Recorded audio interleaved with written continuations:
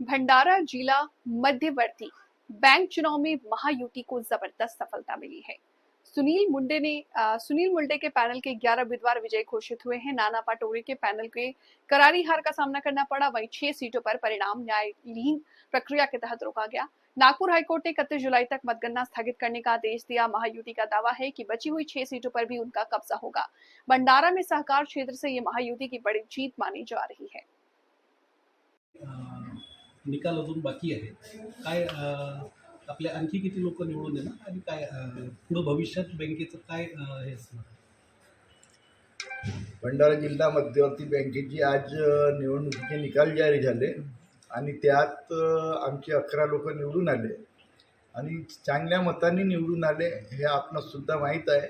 6 लोकांचा उच्च न्यायालय नागपूर खंडपीठाने आदेश दिल्यामुळे त्यांची सुद्धा 31 तारखेपर्यंत मतमोजणी होती आणि 6चे 6 लोक प्रचंड मताने निवडून येतील असा मला ठाम विश्वास आहे।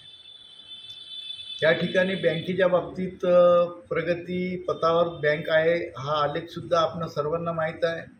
बँकेची प्रगती करत असताना माननीय प्रफुल्ल पटेल साहेब, माननीय राजेंद्र जैन, माननीय परिणयजी फुके, माननीय नरेंद्र भोंडेकर, राजूजी कारेमोरे, नानाभाऊ पंचबुधे यांच्या मार्गदर्शनाखाली येणाऱ्या 5 वर्षात बँक 100 कोटीच्या नफ्यापर्यंत आणण्याचा माझा मानस आहे।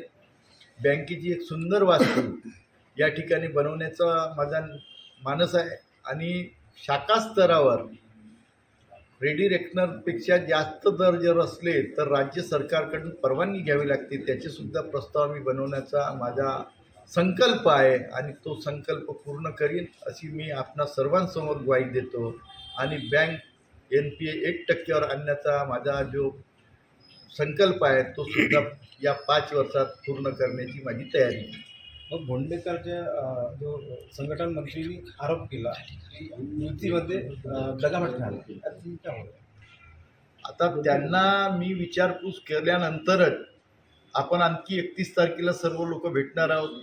त्यांच्यासोबत दगाफटका झाला असेल असं त्यांना वाटत असेल, पण त्रिदेव हे या पूर्ण महायुतीमध्ये मोठे नेते होते। त्यांनी आपसात समजरमज का केलं का नाही त्यांच्यात आपसात बोलणं तर चांगलंच होतं आणि नवीन रक्ताचा कोणी माणूस उभा राहिला आणि 1-2 मतांनी पराभव झाला तर असं त्याला वाटते की माझ्यासोबत दगाफटका झाला। या निवडणुकीमध्ये सहकारात राजकारणाचे जोडे बाजूला ठेवून चालावं लागते। सहकारात रक्ताचे नाते वगैरे सर्व बाजूला ठेवून चालावं लागते आणि कधीतरी कितीतरी उदाहरण आहेत। आता प्रदेशाध्यक्ष माझे बंधू आहेत। प्रदेशाध्यक्ष बंधू असल्यानंतर माझ्या पत्नीचा व्होट सेवा सहकारी संस्थेत होता। तिने पक्षाच्या पॅनलचे जे लोक होते त्यांच्याकडे वळती केला। माझ्या साळ्याचा व्होट मजूर संस्थेत होता, त्यांनी सुद्धा माझ्या पॅनलकडे दिला। समोर कोण उभा आहे काय त्याचा विचार न करता प्रदेशाध्यक्ष माजी प्रदेशाध्यक्ष जरी उभे राहिले असते तरी त्यांना माहीत होतं की 5 व्होट हे सुनील मुंडेच्या घरचे आहेत आणि हा दगाफटका होण्याची शक्यता नाकारता येत नाही।